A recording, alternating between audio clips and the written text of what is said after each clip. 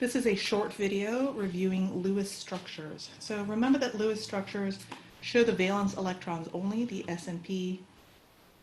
That's kind of a lie. In case we're talking about transition metals, then we sometimes include the d orbital electrons. But for our intents and purposes, we'll just call it S and P. We place the valence electrons around the element, right? So we draw the symbol in the 12, 3, 6, and 9 o'clock positions. If you think about this as a clock face, an analog clock face, this is the 12 o'clock, 3 o'clock, 6 o'clock, and 9 o'clock positions. And we place the valence electrons as single electrons before we double them up. So lithium has 1 electron, beryllium has 2, boron has 3. Notice that I'm not putting beryllium's electrons right next to each other. I place it at the 12 and then the 3.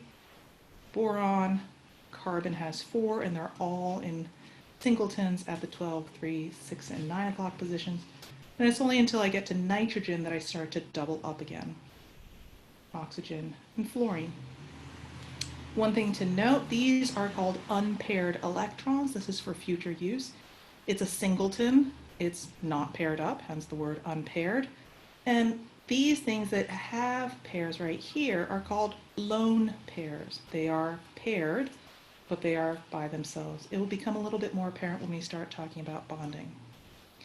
Ions are shown in brackets with a charge as a superscript, not parentheses, not squiggly lines, square brackets. Again, we voted on this a long time.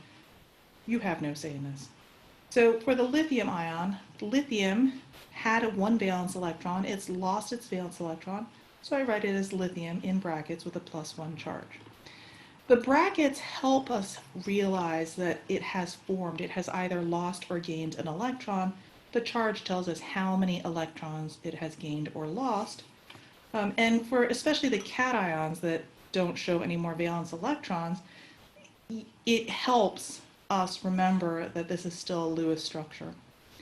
Anions, it's easier. So nitrogen gains 3 electrons to become a -3 charge.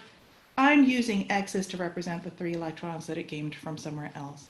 So some people use just dots, some people just use X's, some people go crazy and use smiley faces and daisies. I tend to use dots and X's and triangles to make it clearer what electrons were with each atom and which ones were gained or lost or shared.